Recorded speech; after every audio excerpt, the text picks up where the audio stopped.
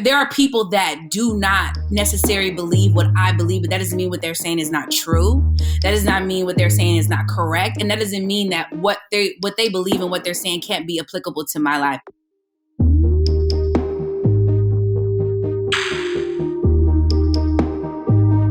I thought I'd start with this because it's something I don't understand about your business at all. It's the thing that frustrates me the most about it. How do you manage the insane timelines and lack of control over the business, right? Like, I feel like Hollywood is the slowest moving, but also fastest moving business in the world, right? It's like one of my books got optioned to be a movie almost 4 years ago, and I'm not sure people are supposedly working on it every day. It's no further to it frustrates me and it confuses me and baffles me. It makes me so grateful that I exist in a field where I get to control what I do, right? How do you deal with that sort of powerlessness day to day of like not being in control of the schedule and the pace of things? Well, I've been doing it a very long time, so I've just gotten used to the fact that this shit's gonna happen whenever it's supposed to happen. And for somebody like myself, I'm someone that does not wait. So my lack of patience really works for me in this industry. So it's just kind of like, okay, I know I have these projects and stuff like that you guys say that you're working on, and I'm going to do my own shit. And if I still feel like there's no momentum moving here, I'm going to move it on my own. And get shit done myself. Yeah. But the business really is hurry up and wait. That's like the name of the game. And as an actor, you learn very quickly that they literally pay you to wait. You act for free. We are literally getting paid to wait. Like, we wait all day on set. And then you can't really, like, because I'm a writer as well. So it's like, I can't really tap into that writer brain and get to fucking writing, because then they're going to call you on set. And then, like, what if I'm on set and I have to, like, play a fucking vampire? Like, I got to get into my vampire shit.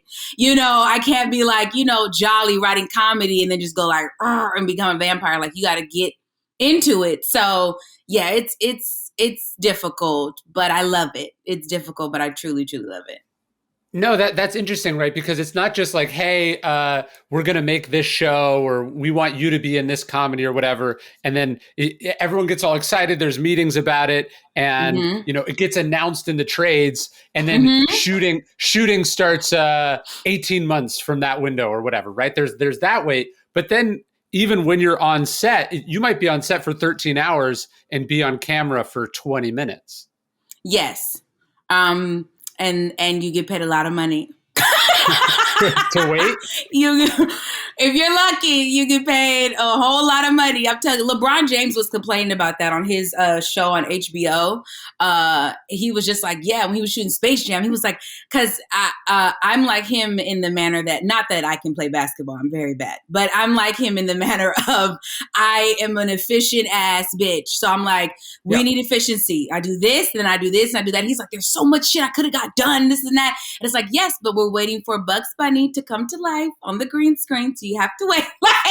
And he's just like, the fuck? I could have played fucking 6 All-Star games. What the fuck is going on? It's like, that's literally the business. And now he's like, his movie is like stamped and imprinted on little children forever. Yeah. Yeah, like I've written multiple books in the time it's taken to adapt and start this other one. I can just see you, Ryan, because you're like so fucking efficient. You have so many damn books. I am so envious of you of how well and quickly that you write and get writing done. Because writing is like, it is like painful, annoying, lonely, annoying. It takes a lot of fucking time. And every time I listen to you, every fucking morning, Ryan got another goddamn book. I said, God damn it, Ryan. God damn it. Every time I look up, The Boy Who Would Be King, Courage Is Called. I said, God, you know what, Ryan? I'm gonna stop listening to you because you're making me feel like I'm not productive. Shit. Well, how do you find a way to be productive in that time? Because I'm sure you're not just watching TV in your trailer. Like, how do you use all that time where you're sitting around? Yeah, well, the thing is that like, well, because I'm an actor, writer, and producer, so I have my own sketch comedy show, but it's also like a community resource hub for Black and brown people called Who Made the Potato Salad. So I've been producing since I was 19. Then I started writing and producing my own plays at 19. So like, I have a lot of things that I want to do, and I also want to like tap into the nonprofit space. And then I'm always like, people reach out to me, which I'm very grateful and honored and humbled by, to like mentor them. So there's always something for me to do, but I have like a strict calendar, and I have like, this is when I'm on my dead time. Like there's dead time, then I can get this done. I can do this. I can do that. Like, especially like with the thing that I'm writing now, it's like, okay, well, I can be doing my beat sheet right now, or I can be doing this, like, but then also, Ryan, this whole fucking industry and all the opportunities you get is about relationships. So you can't just be tucked in your fucking trailer all day when you need to be fostering relationships, right? Because now I'm privy to certain projects and certain things that are on the ground that I'm now being considered before that I wouldn't have been if I wasn't talking to nobody. So you really have to find that like sweet, sweet spot. Yeah, because you could spend your whole day networking and meeting people, and then you wouldn't have the material to go out and do stuff. And also, if you just spent your time creating the material, it would exist in a vacuum. And the reality is there's already too much material out in the world. And so that balance is, I imagine, difficult. It was at first, but then it's not. Like I used to say that I'm an extrovert, and then I got my own place. I was like, I don't know if I'm an extrovert or I just had roommates because I was fucking living in New York, and I was always living with so many people, and I was always out. Like in New York, just out. And then I moved back home to LA, and I got my own place, and I'm like, leave. We're in a goddamn pandemic, of course, but like even like, the little safety ways that you can meet up and stuff like that. I'm just like, I actually just want to look out the window in the sun. Yeah.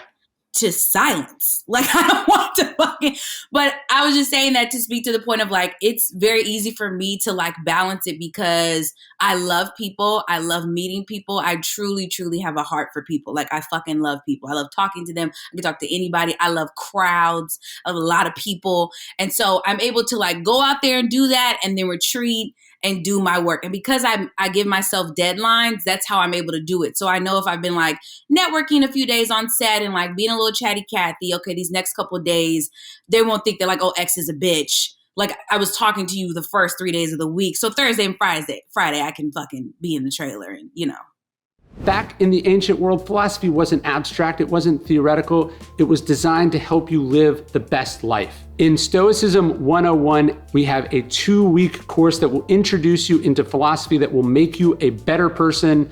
There's interviews with me, daily lessons that will challenge you to be better, give you new ways of thinking, tackling the problems of life, becoming your best self. As Marcus Aurelius says, you could be good today, but instead you choose tomorrow. Epictetus says, how much longer are you going to wait to demand the best for yourself? Check out our new course, Stoicism 101 at dailystoic.com/101.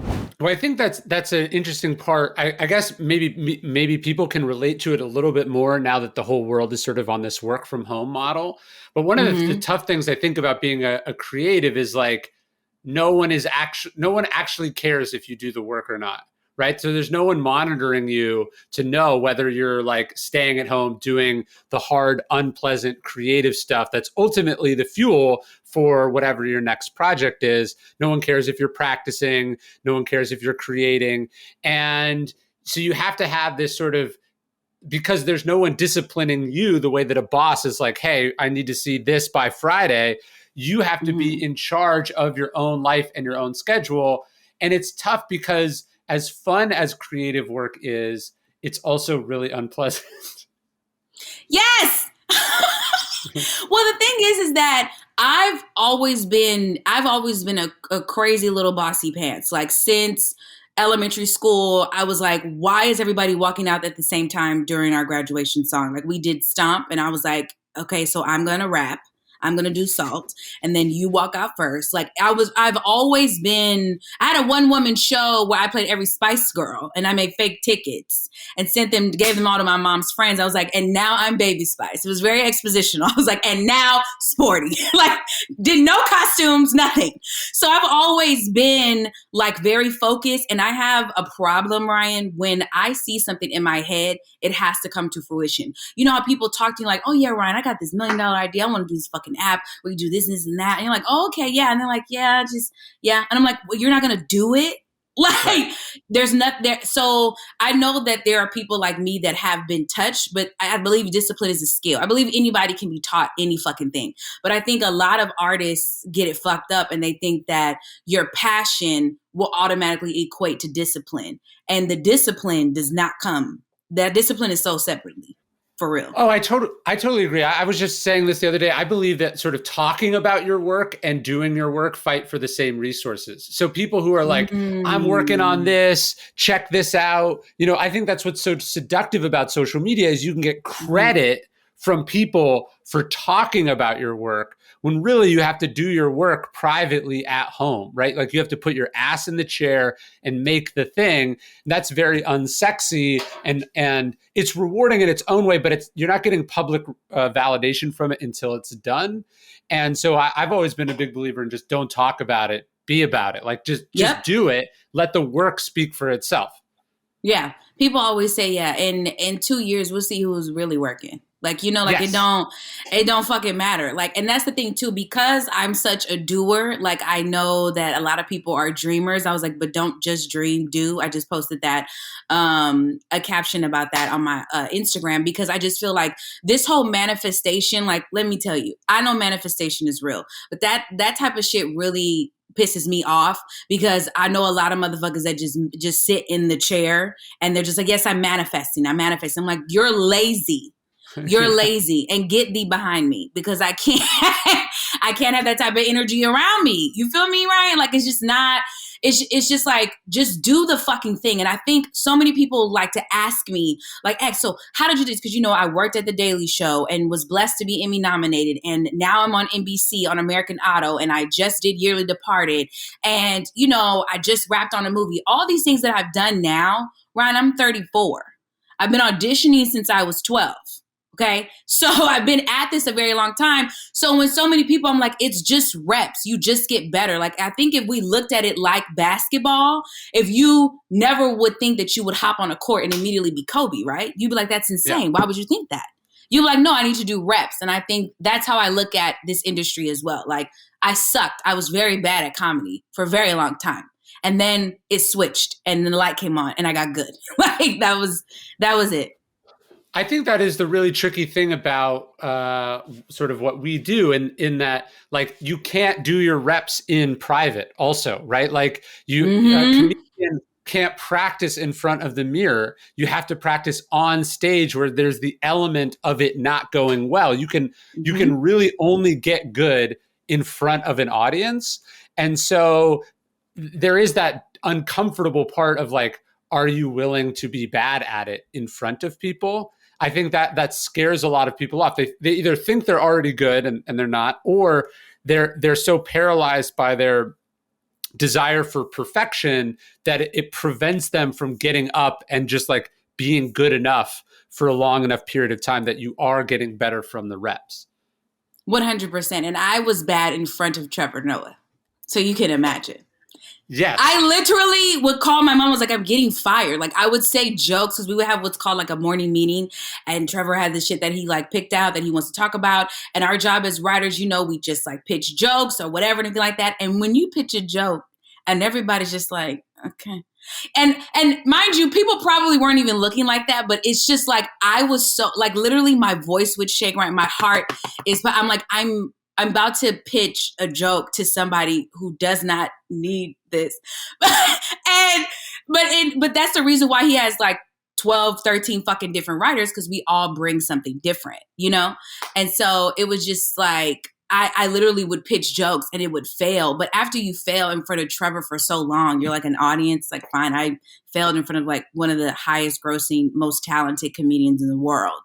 So you like Marcy from Cleveland, fine. Like, yeah. Well, isn't that what I feel like? What's interesting about showbiz is that ego can be an asset in the sense, like if you don't care, if you think you're so great, it doesn't bother you that you're bombing. That's obviously one way to do it. I think it's a fragile way to do it. But what you actually cultivate, as you said, from bombing in front of Trevor Noah, and then getting better as you do it, and then eventually getting stuff on air. What you take from that is confidence, which I think is important, right? You have to be like, I don't care what this lady thinks because I know, because I've done the work and I've seen it work. I know that the stuff is good. And I know you also have to get to a place where you know that you're not for everyone. Like I'll get comments from people and they'll be like, I don't like Ryan for X reason. And I'm like, yeah, but I'm trying. Like, I hate that. Like what you're saying you like, I am deliberately trying not to be. So we actually agree. Like you're saying you don't like me because I'm not X and I don't want to be X. So it's not that we don't like each other. It's that we shouldn't be interacting with each other. Do you know what I mean? Yeah. But anybody that doesn't like you, Ryan, I mean, go to hell. I'm a believer. I know you're an atheist, Ryan, but I'm not. I'm a Christian and there is a hell and go there. Go to hell. If you don't fucking like Ryan Holiday, are you kidding me, bitch? I'm not going to say some other choice words because this is, Stoicism. We're going to get into that. And I am about that. I got it right here, Ryan.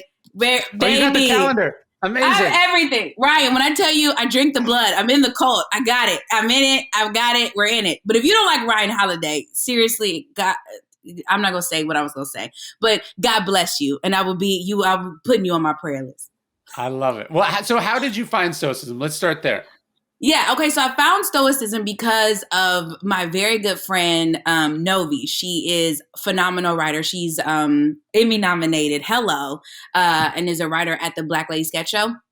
And she is like she put me on to really like Tim Ferriss. I had listened to a Tim Ferriss episode, but didn't know, I wasn't like heavy into it, right? And so She really put me on to meditating. And because she's another Black woman and she also like, we come from the same upbringing as far as like church, the fact that she was into it, I was like, okay, let me see what the fuck this is about.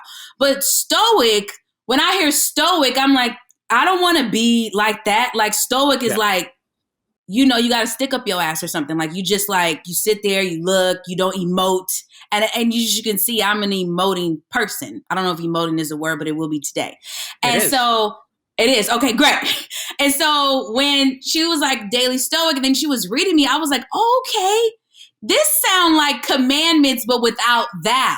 Like, I feel like Stoicism is really like just the 10 extra commandments, but there's no thou shall. It's just like, okay, this is just what it is. And so I also like, Brian, I used to be like very self-righteous, very religious. Like I would have never spoken to you. You were going to hell and bye. Like I was just so self-righteous and in a box. And now moving to New York, I moved there and I was there for 8 years. I recognize that I believe what I believe because I'm a Black girl from South Central Los Angeles. If I was in Tokyo, I'd be Buddhist. If I was in Liberia, I'd be Muslim. You see what I'm saying? So who am I to be out here and being like, fuck all of y'all. All of y'all are wrong.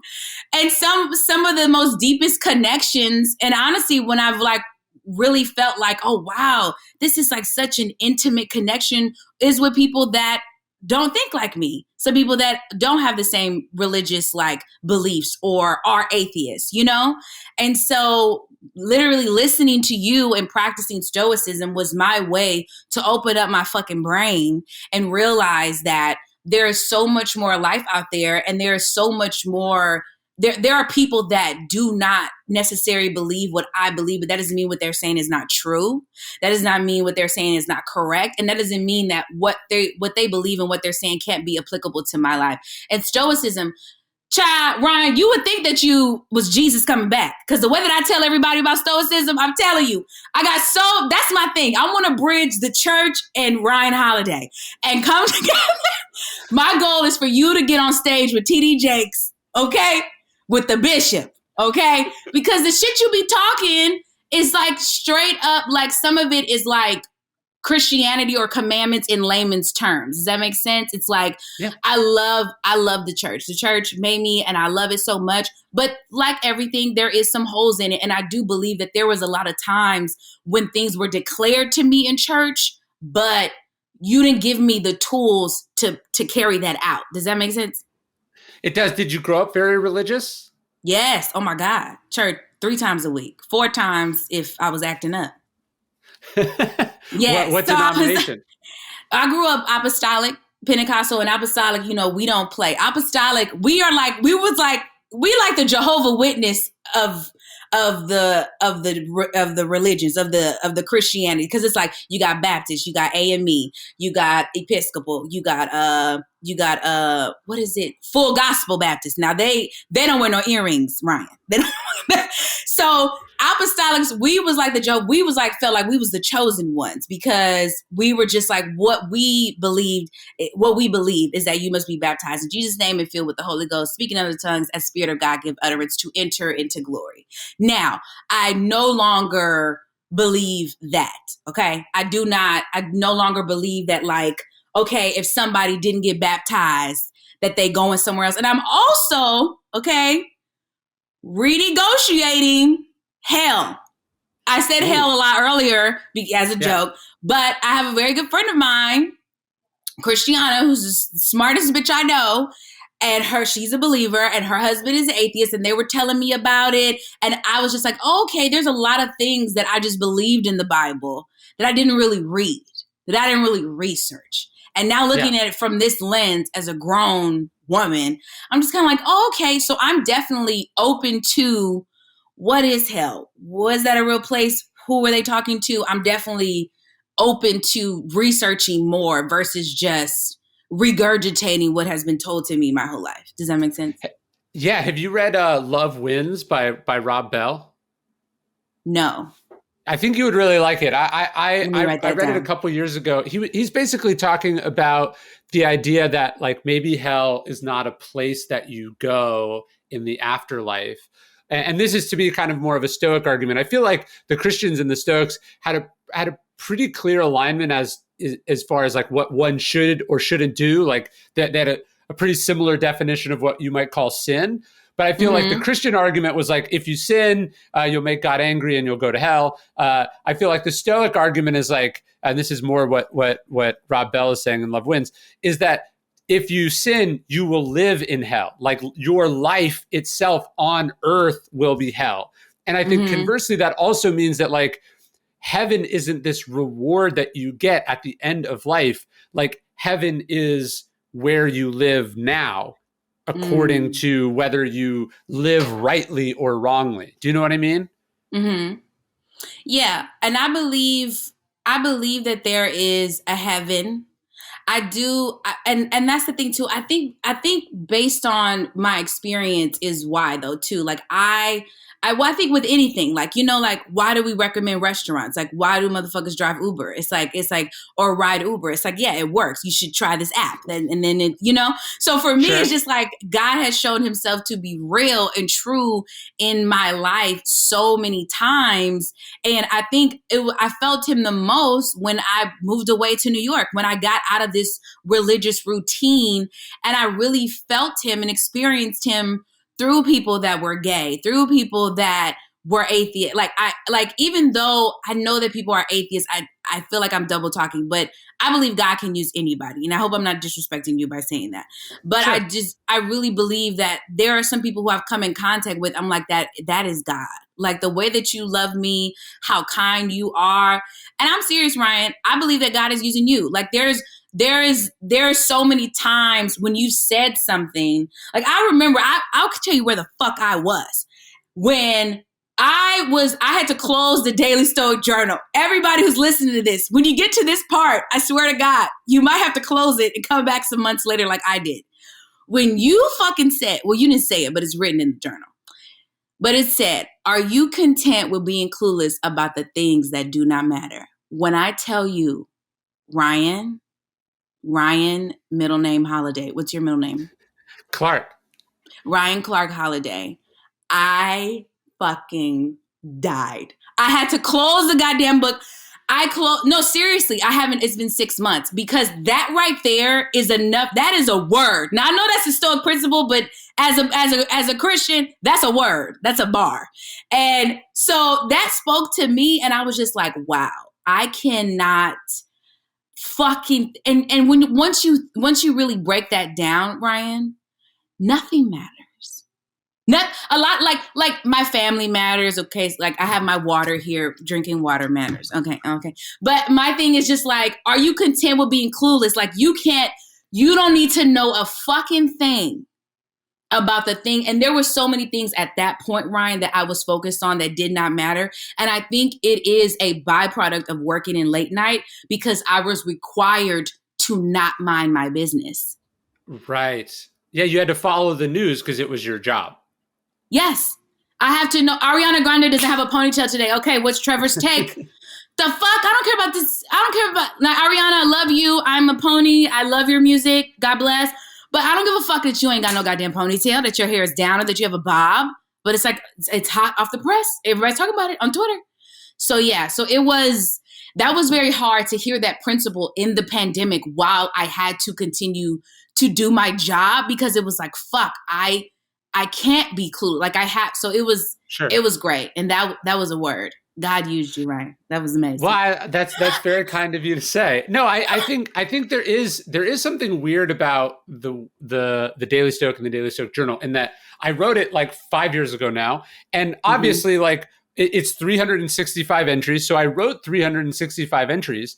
I wasn't like, hey, March 1st, it should be this. And then, May 3rd, it should be this. Like I just wrote 365 things. And then I kind of loosely shuffled them around in a way that I thought it would make sense.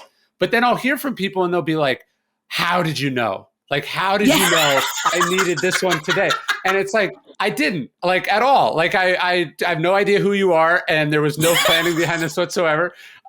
But I think like when the Stoics talk about fate or when you talk about seeing God or God's hand in things, I think that's what that is. Like it's sort of the randomness of life somehow often gives you exactly what you need, even when you don't think you could need it.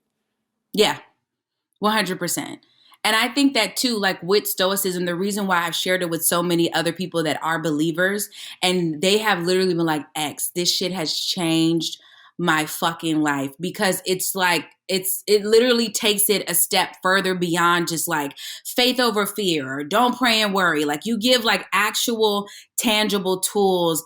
And also too, when I focus on what I can control, it's kind of like Trevor Moawad, his philosophy about neutral thinking. May he rest in peace. I know he has a new book. He has a book coming out about that. I just heard from his publisher. It was the last thing he wrote before he died. It's on neutral thinking. Yeah, I'm not sure when it comes out, but I'll here, I'm writing it. I'm writing it down. I'm going to make sure that they give it to you. Oh my God, you're so sweet. Thank you, Ryan. Yeah, it takes what it takes. I mean, I listen to that on Audible. Like each chapter is like 45 minutes to an hour. I mean, I'm listening to that every fucking day. But that I feel like it's Stoicism-ish. Yeah. When he talks about how you don't focus on what you can focus on what you can control and not how you feel. And that way you focus on what you can do. And then you're in control. You do the thing to attack the thing that you can control on, and then it's over. Yeah. Because positive thinking, sometimes it's like shit is not positive. Like this fucking pandemic that we're on, everything that, that shit is not positive. But then negative thinking, it's like, okay, that always works. Like, so I could just think negative, but what about neutral? And I think that's another thing too, Ryan, listening to you and the Daily Stoic and practicing Stoicism is that growing up as a Christian, everything was black and white. And I didn't realize until I started listening to you that I'm very judgmental. I put things in a binary as a defense mechanism to make myself feel safe. So it's like, it has to be black or white, right? It has to be this or that.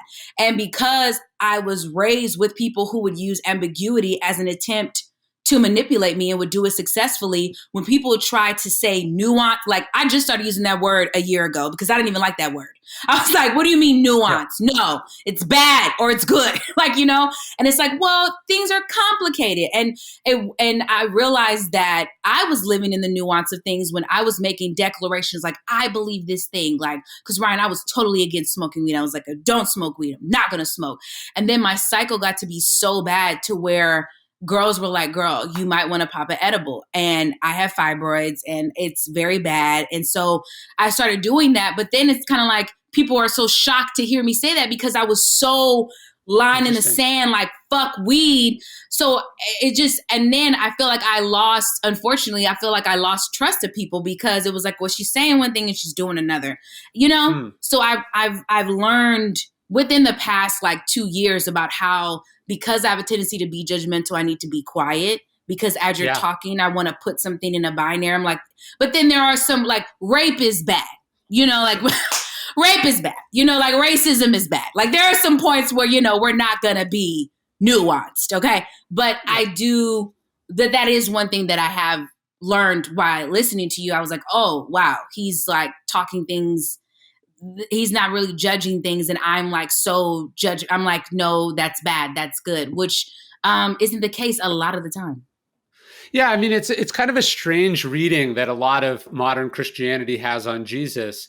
Like, I can't imagine if Jesus came back today, he'd have he'd have a lot of negative opinions about trans people or what, you know what I mean? Like, no, he'd be very chill and very calm and very focused on generally loving, helping, being kind to people, being patient with people, forgiving people. Like that's been a weird part watching during the pandemic, just how much of Christianity seems to have missed what I think the most important tenet in all of Jesus's teachings are, which is love thy neighbor. Like actually just care about and give a shit about other people, even if you don't like them, even if you disagree.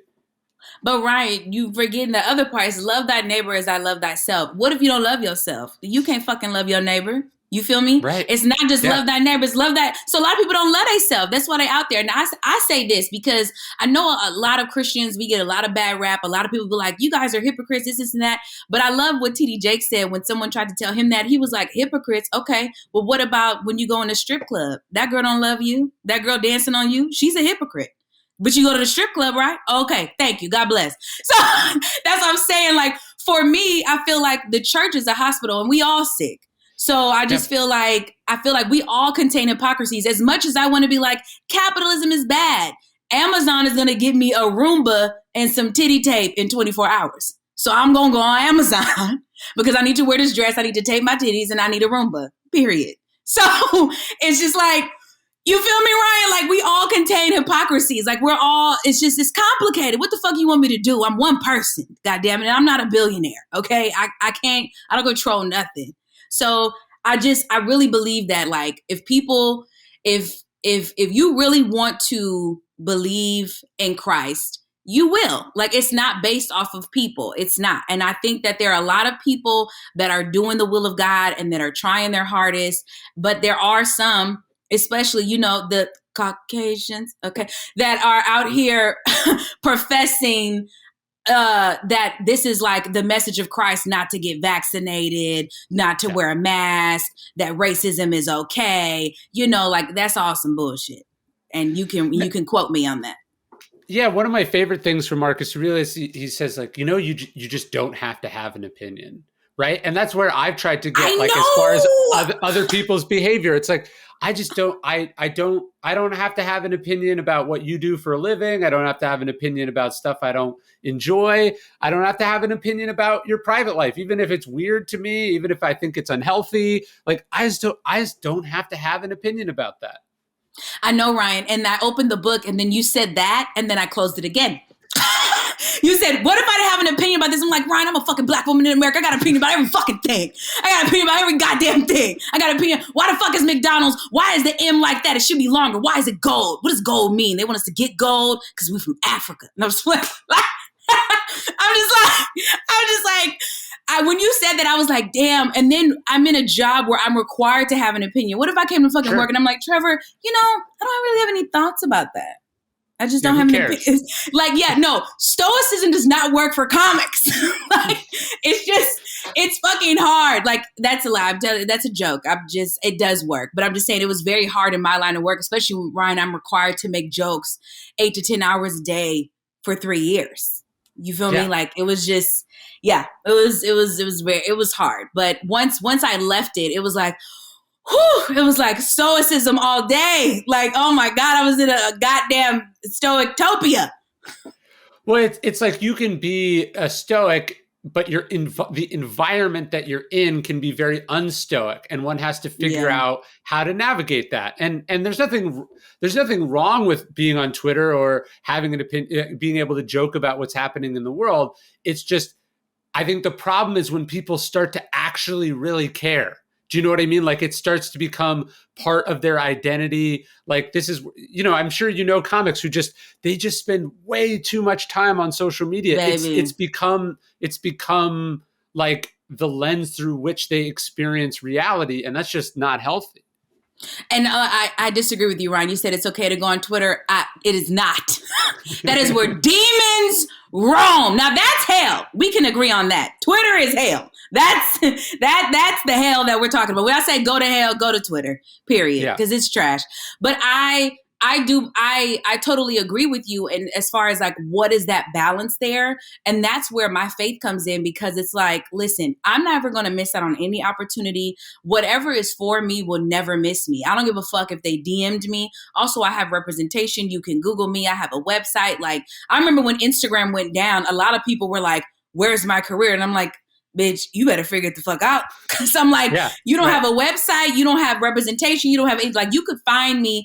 So yeah, you definitely do need to have that balance, because I know a lot of people who live and die by the internet, and it's just truly not real. And I started the Twittering machine. I had to put it down because I was like, wow, this shit. Cause you see how I am the fucking little, what is it called? The little lab rat that they're using. Yeah. Like, in this thing. And when I saw an article that said like the top tech people don't fucking let their kids use the fucking apps that they made, I said, well, what is in the app? Then why is it okay if I use it? But yeah, it's a gift and a curse, because we needed to promote our shows, that's how I find you. And I'm always sharing your shit, and like, it's always in my stories, and people like started following you, and they love when I repost your shit. So I'm just like, it is a gift and a curse, but I think you use it for good and not evil, Ryan. Well, thank you. No, I try. I think it's about boundaries ultimately, right? Like, how do you have it in your life, but make sure that you're using the technology, not that the technology is using you. Mm-hmm. Yeah. My homegirl, Novi, who I told you about, who introduced me to you, she had sent me an article about how to make your iPhone work for you. And it's been like so seamless. And I'd like deleted stuff. It's crazy. Like, you don't even know all these little trackers, all these little things, or how to manage pop-ups, like different shit like that. It's really helped me a lot, especially in the pandemic. Like, it was just, we're all just on our fucking phones. But I have to put it away, especially because now I have deadlines. I have shit to write. Like, I'm very grateful where my career has gone. And like, I'm really trying to attack this year. And it's just like, I got to be focused. So I delete Instagram. I upload it on Mondays to promote the show. American Auto Tuesdays on NBC, 8 p.m., followed by Grand Crew, produced by my friend Phil Jackson. Okay. And Grand Crew is an all-black show. It's phenomenal. I know some of the writers and the actors, Carl Tart, Nicole Byer, Echo. They're just killing it. But also American Auto, the show I'm on, is created by Justin Spitzer, who also created Superstore, and he came from The Office. So he just makes nothing but the hits. And we have like Anna Gasteyer leading, who's SNL royalty. So yeah, so I log on every Monday. That's what I'm doing now. And I like upload and promote the show and then delete it. Cause it's just like, yeah. I just need to get focused. What I do is most of the stuff for me is either managed by someone else or it's all scheduled. So like I go like, hey, this would be a cool post, and I'll send it to them, but it'll be like 2 weeks from now. So then if I change my mind, or if I think, I think one of the problems with social media is that it's really reactive. So it's like, stuff that's happening in the world that's terrible and frustrating and annoying and weird. you don't want to be like responding in real time, because that's when you say stuff that you regret or that doesn't age well, or that's coming from a place of anger or fear or frustration. Mm-hmm. And I just don't think that's a good way to manage your public self. Yeah, and also too, Ryan, I've never been one who argued on the internet. You will never catch me in the comments. I don't go in the comment section. When American Idol came out, like, some people knew about some of the negative press we were getting. I don't go, like, if you look on my Twitter right now, it's literally reposts of projects that I've done. I only got it because I started working at The Daily Show, and they were like, if Trump takes his dick out, you got to have a joke. And I was like, okay, so I got to be ready, because he, his dumbass, he was meeting with the Taliban. He was just a dumbass. And so I was just like, okay, let me get Twitter. What is Trump doing? What's little Trump, baby Trump, all the Trumps? I don't know their names. I don't give a fuck. And I had to learn all that. And so that's why I have Twitter. But I don't go on there ever, Ryan. You just can't. You can't. It serves no purpose to me. And I also, too, feel like, who are you? Like, I genuinely, when people go back and forth with trolls, I'm like, who the fuck is this bot? This bitch that's a fucking snowman. It might not even be a real person. You could be arguing with a computer, you idiot. Yeah. Yeah, I'm just like, I just don't care. I just don't care. My mama thinks I'm funny, but we're done. That's it. That's the first, last, and only critic. My mama, she loved it. Great. Moving on. How do you keep a sense of humor about all of it? There's a quote from Seneca I like, where he's saying there's sort of two paths. You can laugh about, or he says you can cry about how terrible the world is, or you can laugh about it. And he says the Stoics should sort of laugh about it, which I think is funny because, we have this sense that the Stoics had no emotions, but I love the idea that they actually laughed at the absurdity or the awfulness of the world. How do you keep a sense of humor about all of it? Childhood trauma for $200. I have been through so much shit, Ryan. Like, oh my God, my auntie was a pimp. She was out here doing shit. Everybody's on drugs. It's just, it was not that harmonious growing up. And so I had an amazing mother who really sheltered me and shielded me as best as she could from that.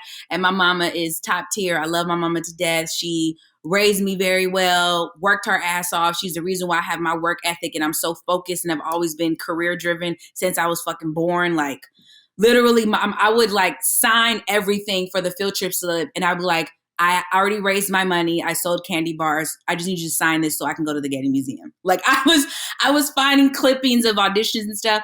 So for me, I've always just had that eye. I've always seen, sometimes in ways that I should be taking things seriously, but because in high school, I was always in trouble. Like, X, you are always making jokes. You are never going to get anywhere in life making jokes. And Mr. Haji Marcos, fuck you. Okay. Cause I did. And so I think, like, also training that muscle, being around comics, like doing improv and sketch. I did that at UCB for like 2 years. And then being at The Daily Show, like constantly being around comics. And it's just really a skill. And I think too, like, as a Black woman in America, like, if you can't laugh at this shit, like, I'm Black, I'm plus sized, I have an afro. Like, like, I don't have like the typical like curvy shape body. Like, if I really take in all of the bullshit every day, Ryan, I never leave my house. I would never. And the Bible says the joy of the Lord is your strength. And it really is. And I cannot lose it. It really is my strength, truly. Yeah. And who is it rewarding by deciding to be cynical and sad or bitter about how awful everything is? Hold on 1 second, Ryan. I'm sorry. That's I had a family member who recently got the COVID. So they were calling me, but they're fine. Yeah, but they're fine. They're boosted. They're vaxxed. They're waxed. It's great. It's just the Omarion. It's out here. It's just the Omicron. But do you know we call it the Omarion? Did you know that, Ryan? I did. Did you know that? I love it. I'll put you on to it. It's called the Omarion. Do you know who Omarion is? I swear to God, Rob, you know who Omarion is? Okay, who is he? He's a singer, right? Yeah. Yeah, of course. Are you Googling? Right, I'm gonna beat your ass. No, he's like a early 2000s like rapper R&B guy. Yes. Yes. Well, not really rapper, singer. He was the star of B2K. Yes, yes, yes. Oh my God, Ryan. Two cool points for You'll you. love this. So I did Google him. I knew who he was, but I did Google him. But this is a Variety headline. Omarion, I am an artist, not a COVID variant. Yes, Ryan, you got to hop on Black Twitter just for 5 seconds so you have your ear to the street so you know what the fuck is going on. Because Black people, you know, we have to laugh at everything. Like we have to, like, to keep from crying.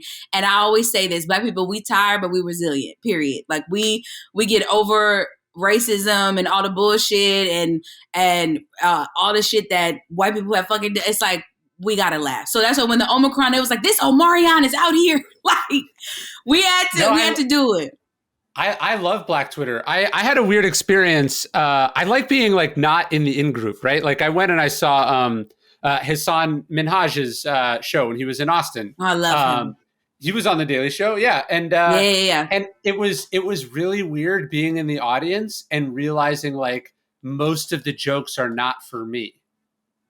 Right? Like, you know what I mean? Or that like a lot of the jokes were like about white people, which is, you know, because how American culture historically has been, like most things on TV, in art or whatever are for me, right? Like they're about like my people, right? Like all the right. Jokes and the assumptions are about like what it's, you know, the worldview of a straight white person, essentially, right. Or a straight middle-class white person. And so right. It was fascinating. Like, you know, he's doing all these jokes about like how your parents really wanted you to be a doctor or whatever, and they were really strict. And I'm like, what are you talking about? That wasn't what it was like for me. You know, it was like, actually, I love different kinds of humor that are like, you have to think about to get, because you're not just naturally speaking that language. Mm-hmm. Like I'm not an Omarion fan, so I don't immediately get that reference. The slander, right? Because, like... the slander. Oh no, he takes it back. Wait, Black Twitter gonna light your ass up. No, he takes it back.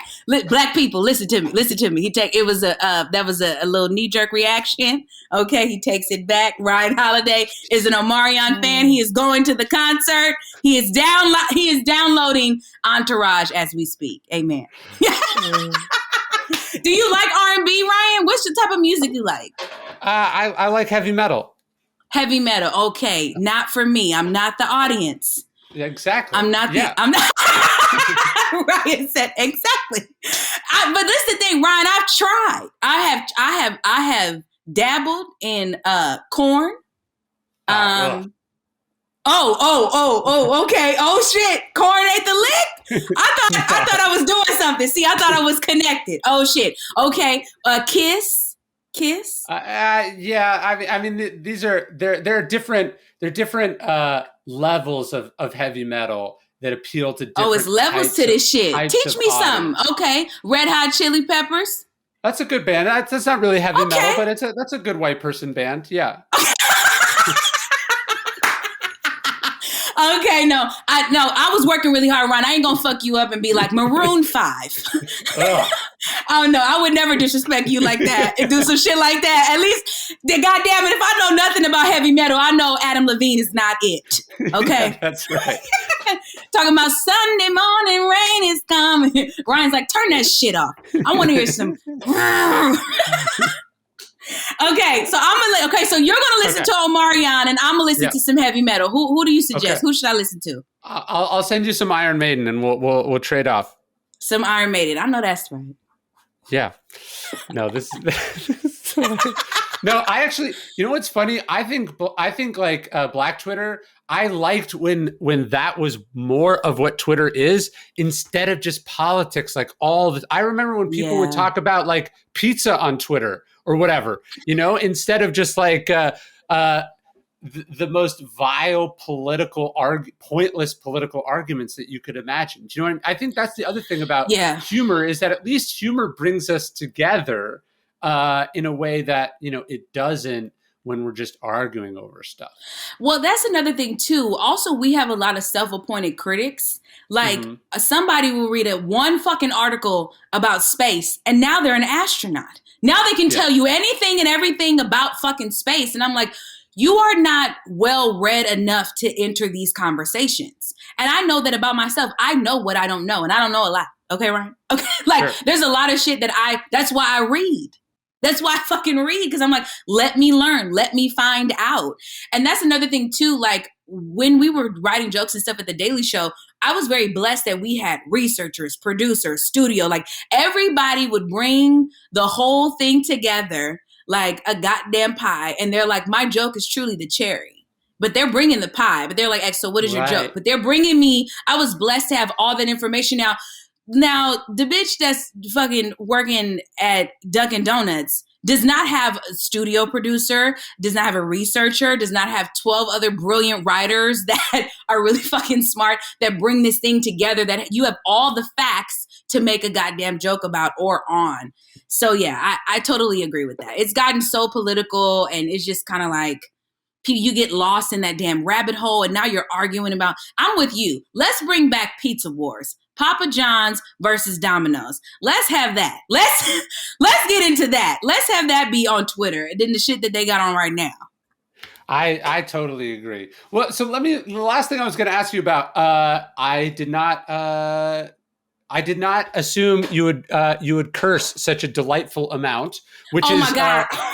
I'm so sorry, Ryan. No. Here's what I was going to say, because two funny things. So I curse a lot, and that's like that's just like how I think and how I write. Uh-huh. And one of the notes that I got when I wrote the draft of the Daily Stoic is that my editor was like, Ryan, I think this book can be sold in Christian bookstores, but not with all the cursing that you have in it. And so they had to take all the cursing out of it. But like, that's probably the criticism that I get the most. I get like angry emails about it and whatever. People get mad, especially like on the podcast. Like when I'm writing, I can control it.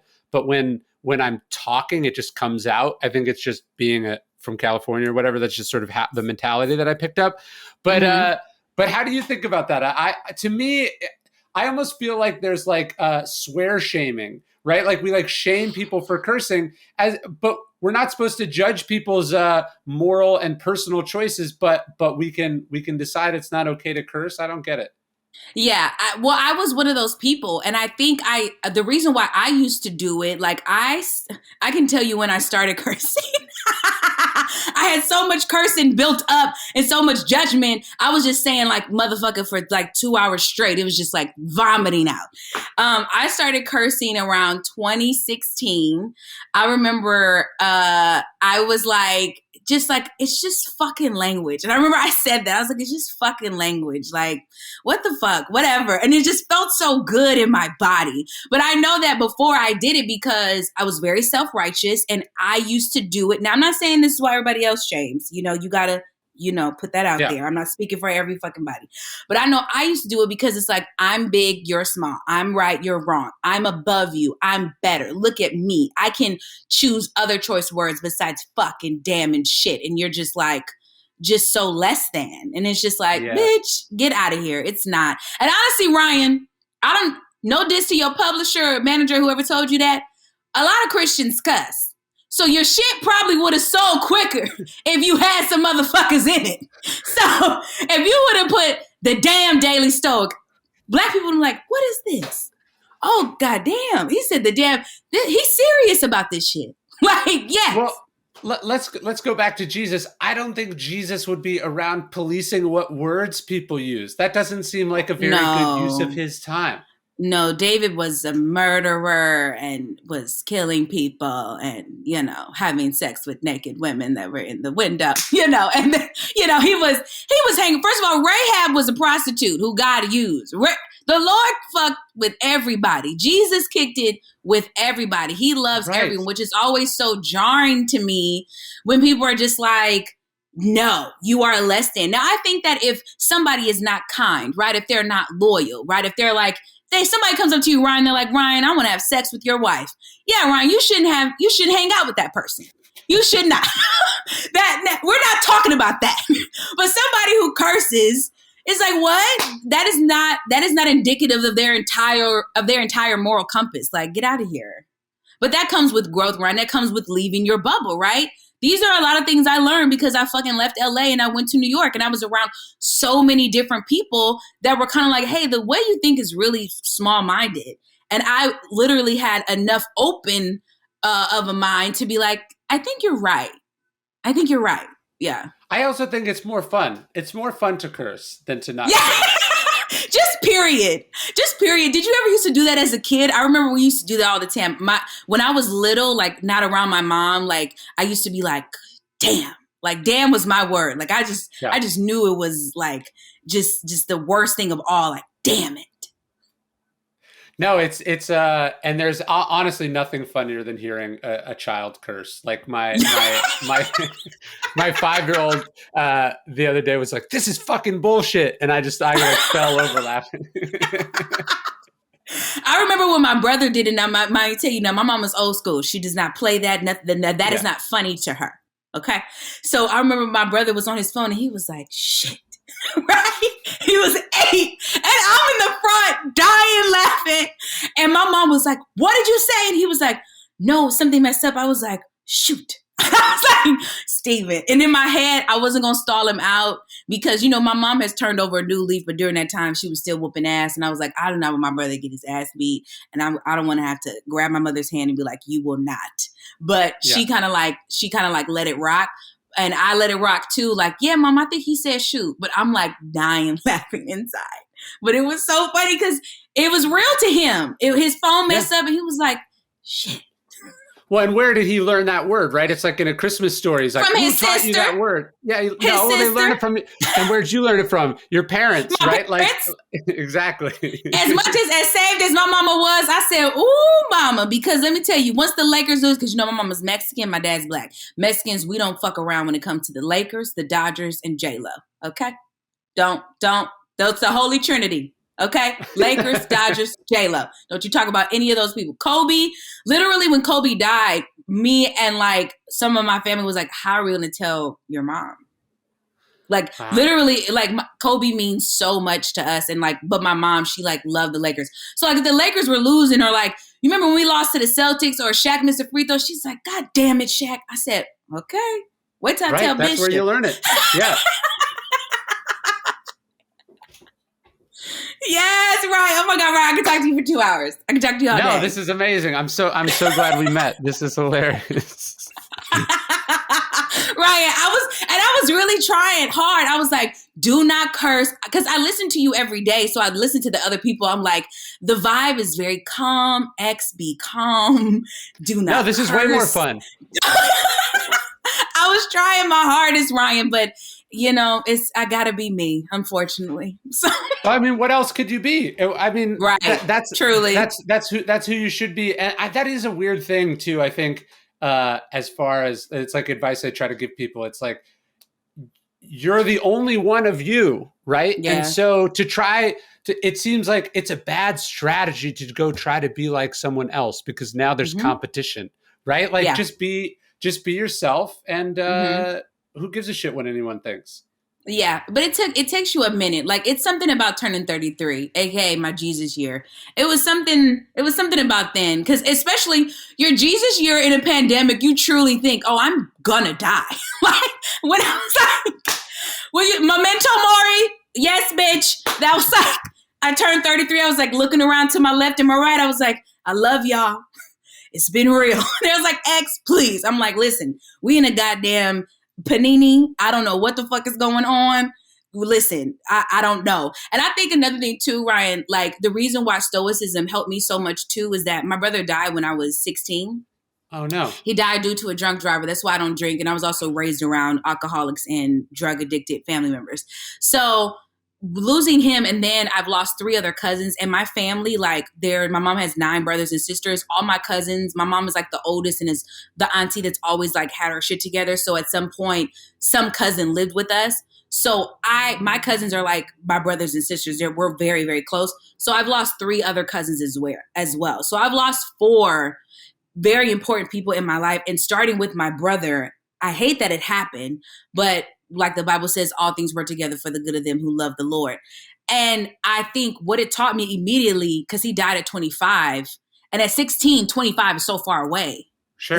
That's like 40. I was like, oh, life is really short. I don't have a lot of time down here. So when you talk about memento mori and just like, I'm going to die, I always think about death. And I really felt like there was nobody I could really talk to this about and know that there is a group, like there are Stoics who know that and talk about that. I talk about it so much and I think about it just because it's been so real for me. And I know that it is what everybody got to pay taxes and die. Yes. Like that's it. Like everybody, well, if Wesley Snipes, but that's, you're neither here nor there.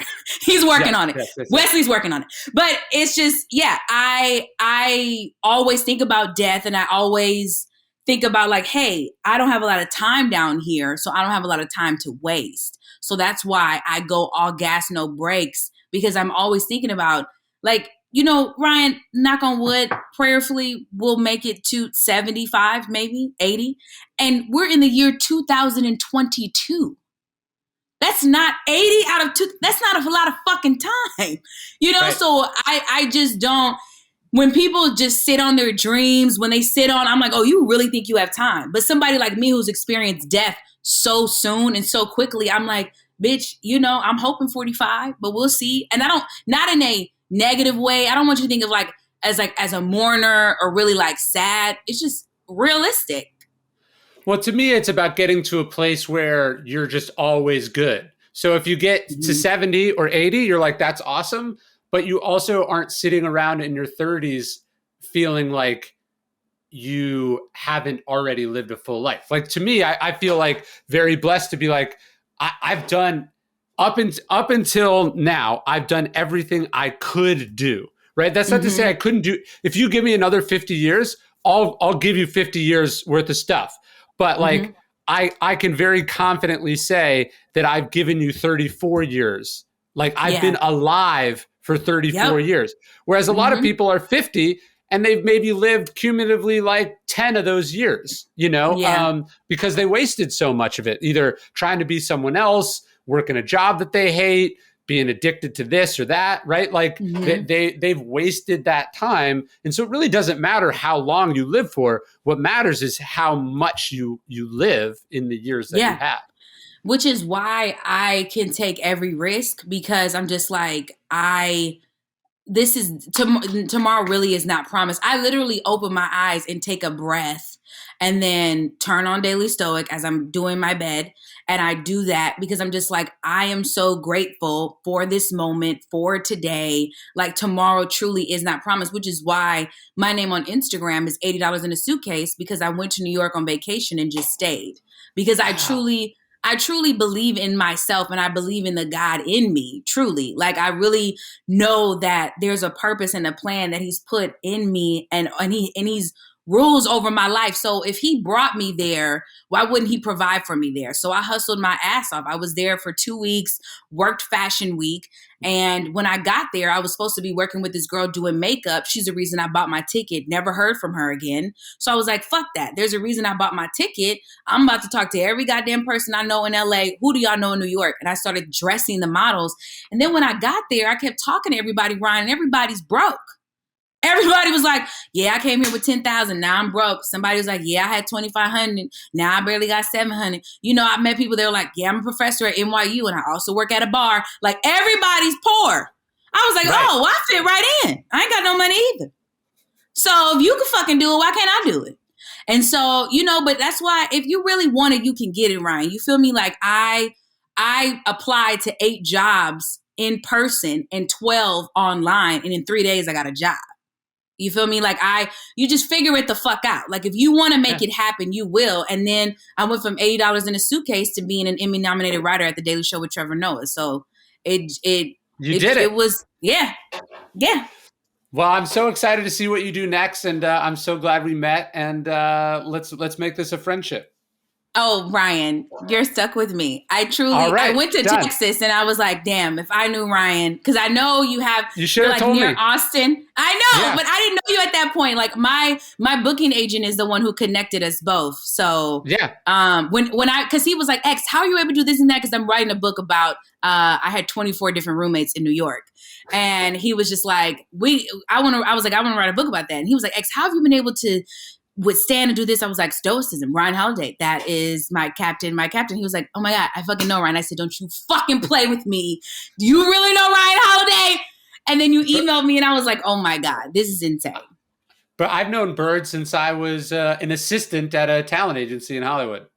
Wow. And also too, Ryan, I have to let the people know. So please watch American Auto. It's on NBC every Tuesday at 8 p.m., followed by Grand Crew. You have to watch them as well. And also, I am in the second season of Yearly Departed that premiered on Amazon Prime. It's on there right now. And I'm in a new movie called The Blackening that should be out sometime this year. So, and I'm also starting a podcast, Ryan, with another Black girl who stands for Stoicism. So you got to come on. All right, have me on anytime. Okay. Done. Yes, all right, thank you. I'll see you in Austin, and everyone should check out your stuff, and I'm going to get you this neutral thinking book. Thank you. And follow me at $80 in a Suitcase on Instagram and Who Made the Potato Salad Show. Amazing. Yes.